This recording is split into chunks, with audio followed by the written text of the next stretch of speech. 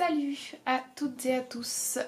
Aujourd'hui je vous retrouve pour une FAQ. Je viens de poster sur Instagram, donc si vous ne le savez pas, en fait pour toutes les FAQ en général c'est sur Instagram, et si jamais vraiment je poste beaucoup sur Instagram, donc si vous avez envie de me suivre sur Instagram, vous êtes les bienvenus.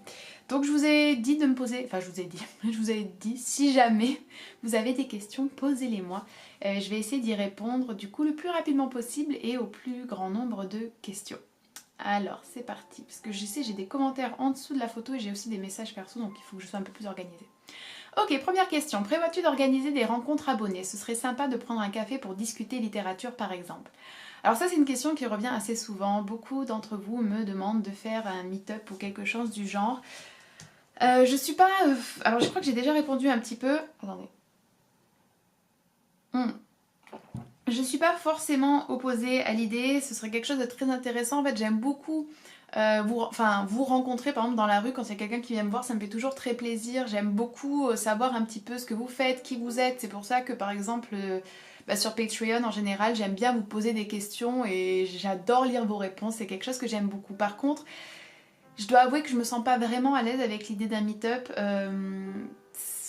Donc je ne sais pas, ce serait peut-être bien, surtout qu'il n'est pas dit en fait que je reste à Paris pour encore très longtemps, mais c'est aussi quand même assez stressant pour moi, voilà. Et puis surtout, après, bon peut-être que je suis un peu parano, mais j'ai quand même beaucoup de gens qui ne m'aiment pas en ligne, et si je donnais une adresse de rendez-vous, je suis pas sûre d'avoir que des gens très sympas qui viendraient, donc c'est aussi une inquiétude que j'ai. Que penses-tu de la mobilisation étudiante SNCF, etc., de Parcoursup, de la sélection à la fac et à plus forte raison des problèmes qui la gangrènent?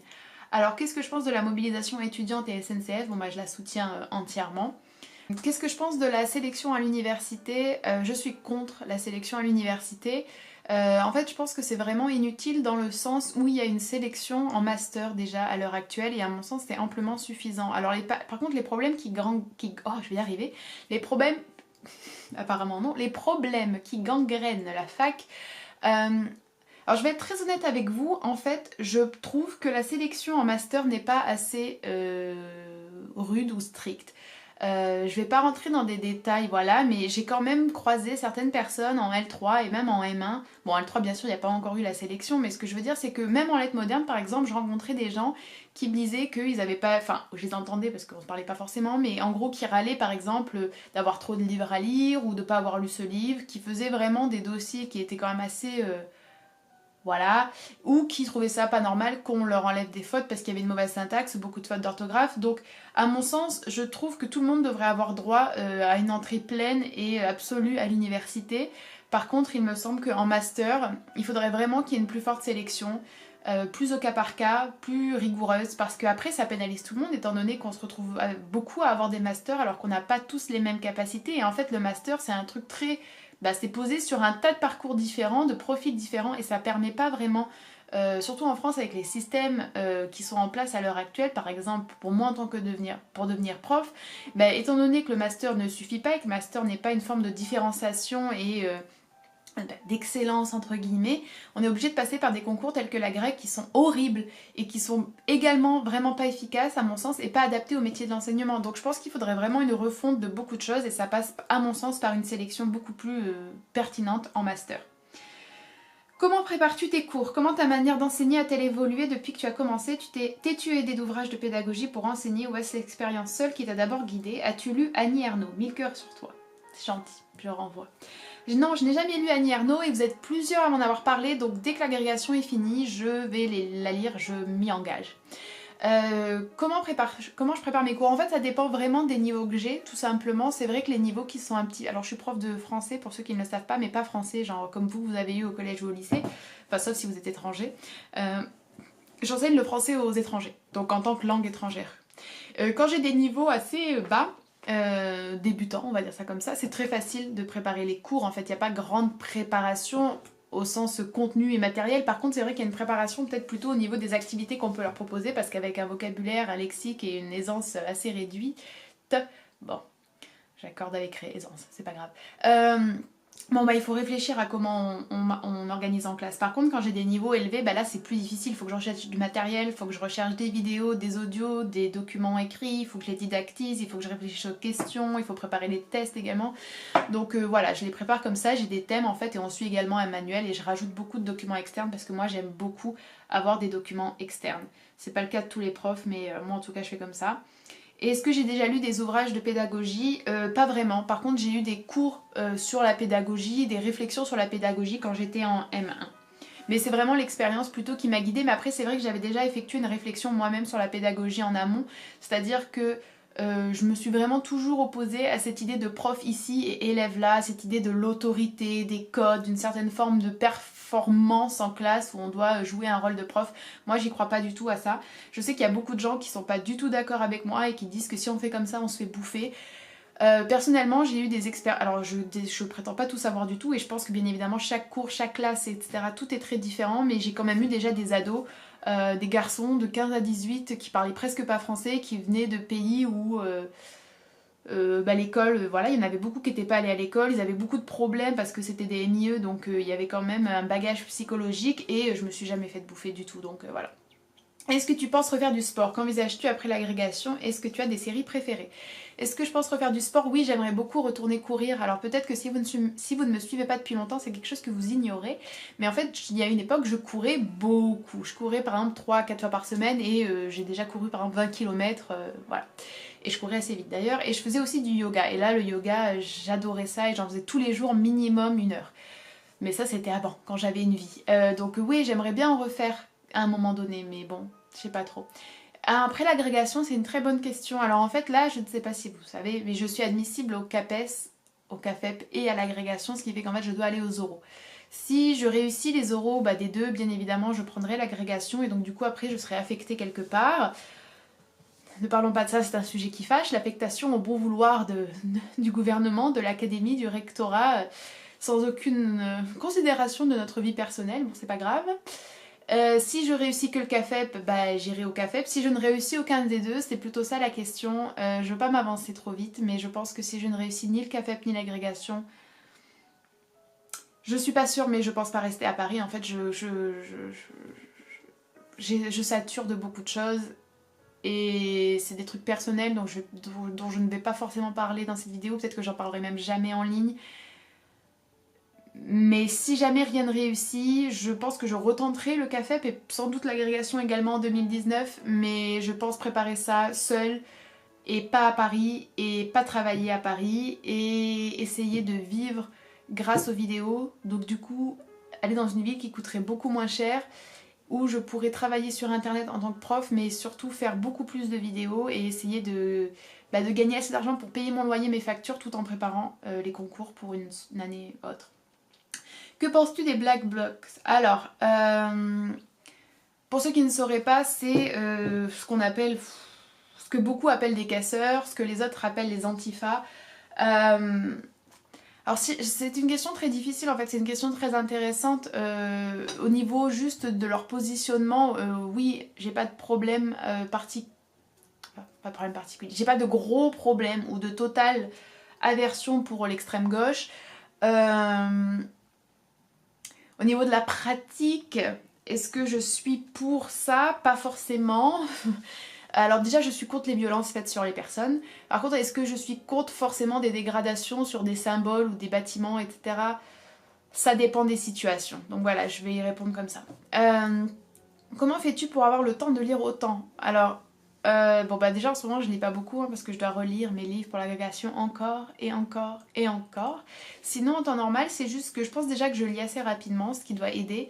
Et après c'est un plaisir en fait pour moi de lire tout simplement. Des fois le soir j'ai juste envie de lire et je commence et je lis 20 minutes, 30 minutes et des fois je peux lire 1 heure comme ça. Je lis dans les transports, je lis souvent le matin en me réveillant, je lis dès que j'ai un petit peu de temps.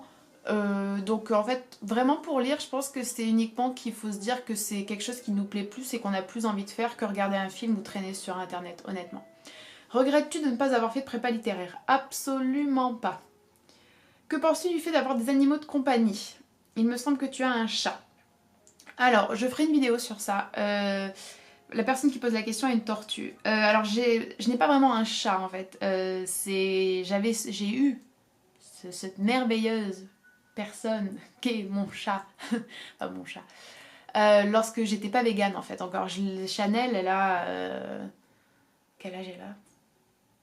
Elle était là en 2005. Donc voilà, ça vous laisse... vous pouvez compter.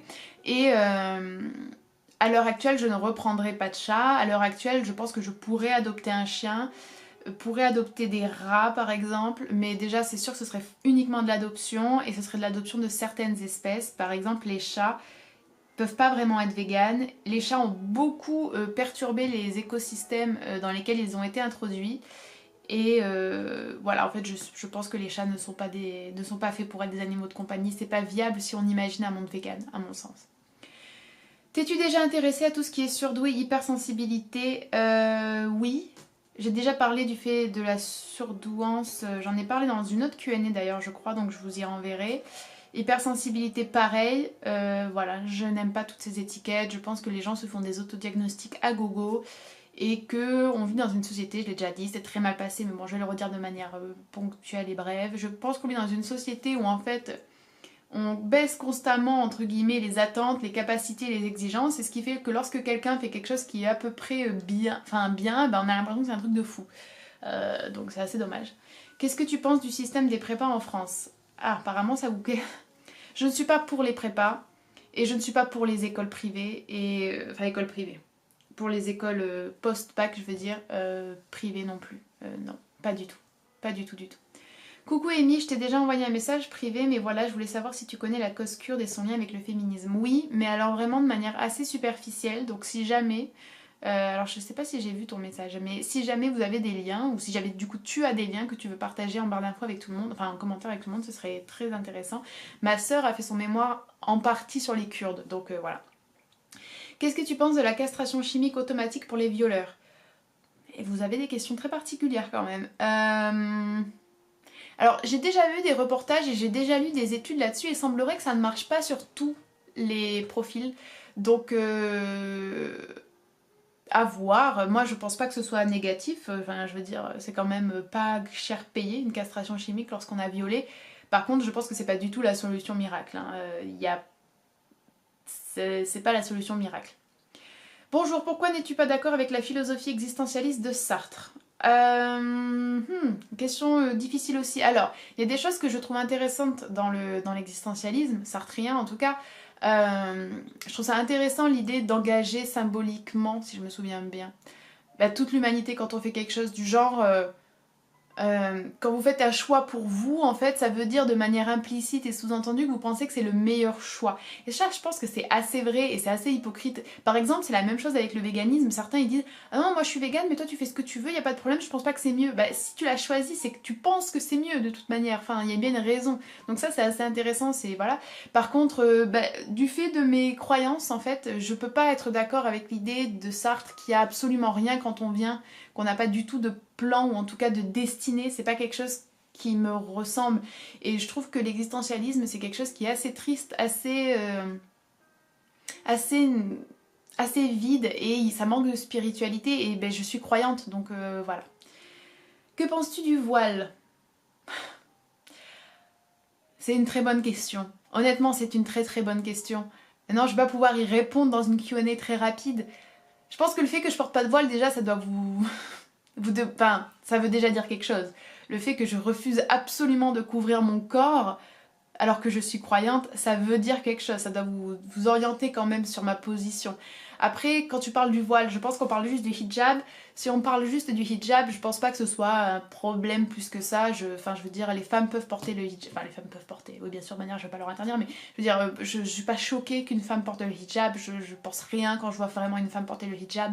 Après, voilà, comme j'ai déjà dit dans plusieurs vidéos, je suis contre les dogmes et je pense sérieusement et sincèrement que Dieu ne se soucie pas de votre tenue vestimentaire et les trois religions du livre pour moi ont vraiment ce problème en commun de le corps c'est quelque chose qu'il faut cacher, il faut être pur, il faut être modeste. Je peux comprendre mais voilà c'est pas du tout en accord avec moi et je trouve qu'il y a quand même une part de misogynie inhérente à ces réflexions là mais attention ce n'est pas le voile, c'est vraiment les trois religions du livre.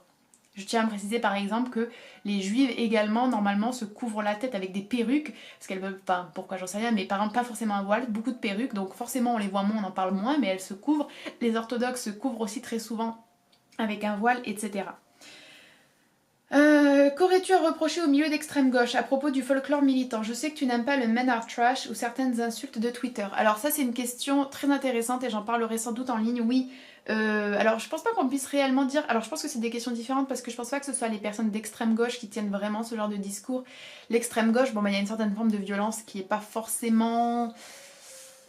quelque chose que je cautionne, mais en même temps je suis pas quelqu'un non plus qui... Enfin je sais que ça peut choquer, mais voilà, je suis pas non plus quelqu'un qui est forcément opposé à la violence de manière absolue.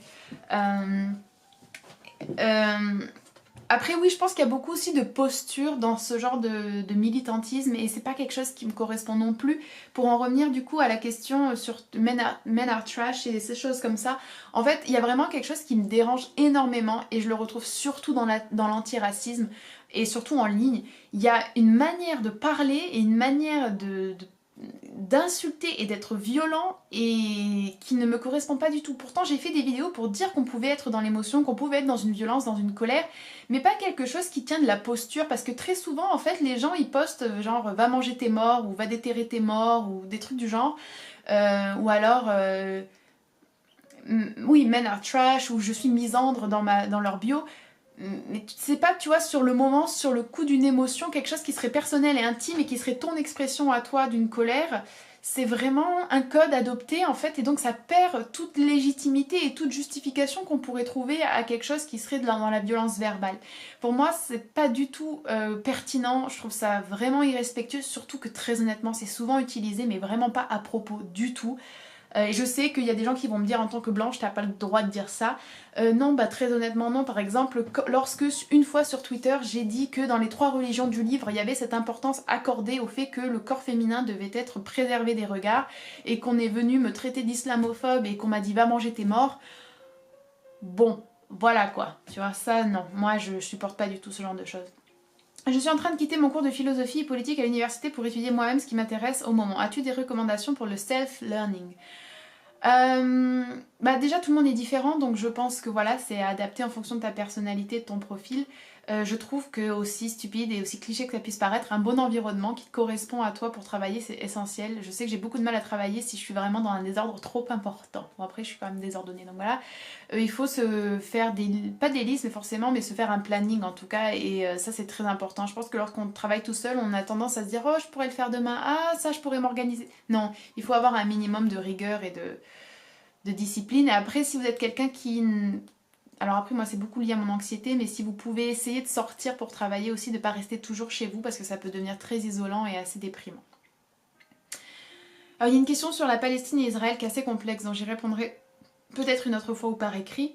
Que penses-tu du fait qu'il existe encore des monarchies et que penses-tu de la démocratie? Est-ce vraiment ce qui est le plus efficace? Je trouve ça totalement ridicule qu'il existe encore des monarchies et quand j'ai vu tous les gens qui étaient en folie pour le mariage royal, là je me suis dit mais... Non mais n'a-t-on pas d'autres choses à faire? Et même si c'est dans un esprit de distraction, de divertissement, en quoi est-ce divertissant de voir des gens dépenser autant d'argent et représenter quelque chose d'aussi archaïque? Enfin bon bref. La démocratie, bon non je pense pas que ce soit le plus efficace, mais l'autre version n'est pas acceptable, donc voilà. Comment fais-tu pour être aussi productive dans ta vie de tous les jours? Je ne suis pas du tout productive, je ne sais pas pourquoi vous avez cette impression-là, je suis pas productive. Vraiment, je suis quelqu'un qui remet beaucoup les choses au lendemain, je suis quelqu'un qui... Je suis paralysée très très vite par les doses de travail, par les deadlines, par les délais, tous ces trucs-là, donc je suis pas productive. Après, bon, j'essaye de me fixer des... Je me dis, bon, allez, ça, il faut à tout prix le faire aujourd'hui, et j'essaie de m'y mettre, mais je suis pas productive, honnêtement, je pourrais pas donner de conseils pour ça. Qu'est-ce que tu conseillerais comme recueil pour commencer à lire de la poésie? Waouh, c'est une question super intéressante ça, mais j'avoue que c'est un peu difficile parce que ça dépend ce que vous aimez par poésie et ça dépend quel siècle vous avez l'habitude de lire. Donc je pense que je ferai plutôt une vidéo sur ça avec différentes possibilités parce que c'est difficile d'y répondre. Mais je dirais que Hugo a écrit quand même des poésies qui sont assez classiques et assez belles. Je dirais que Verlaine a un côté très facile mais en même temps il est très très moderne, il est très innovant. Apollinaire, difficile mais tellement beau qu'on peut passer au-dessus de la difficulté et de l'incompréhension. Voilà, c'est déjà pas mal. Comment est ta vie quand tu imagines ton futur avec un ou une conjointe mariée ou plutôt célibataire? Tu voudrais adopter même seule? Non, je ne veux pas adopter. Je ne veux aucun enfant dans ma vie, sous quelque forme que ce soit. Aïe, je n'en veux pas. Comment j'imagine ma vie? Je n'imagine pas en fait. Seule ou avec quelqu'un, pour moi, il n'y a pas de... Je préfère ni l'un ni l'autre, très honnêtement. C'est... Si je suis avec quelqu'un que j'aime et qui m'aime et que voilà, bon, bah, ensemble c'est très bien. Sinon, seule et c'est très bien aussi. C'est... Honnêtement, quand j'imagine mon futur, c'est pas un aspect de ma vie que j'imagine en fait. Parce que c'est pas important pour moi. Voilà, il y a une question sur les blocages et enfin les blocus et les sélections à l'université, j'ai déjà répondu. Coucou, il me semble que tu avais évoqué le développement personnel rapidement sur ta chaîne, qu'est-ce que tu en penses? Je suis pas du tout intéressée par le développement personnel parce que je trouve que c'est une catégorie fourre-tout qui en fait est une très très grosse vulgarisation de spiritualité, de religion, de psychanalyse et psychologie, qui en plus se teint très souvent d'un fort côté capitaliste et productif où on devient un auto-entrepreneur de sa propre vie. Et en plus, les gens se font de l'argent sur le fait que vous cherchez quelqu'un pour vous développer personnellement, alors qu'en fait, si vous étiez dans une introspection, si vous sortiez un petit peu de ce mode de vie, de fonctionnement, si vous lisiez, bah, vous pourriez vous développer personnellement sans que quelqu'un vous prenne de l'argent pour le faire. Et quand même être coach en... Bon, ouais non, je suis pas du tout convaincue, mais je vais pas m'étendre parce que j'ai pas envie d'offenser qui que ce soit non plus. Qu'est-ce que tu penses de l'équitation et du chien de traîneau? Ben non quoi. Je pense pas que c'est la pire chose au monde, mais non pas pour du tout.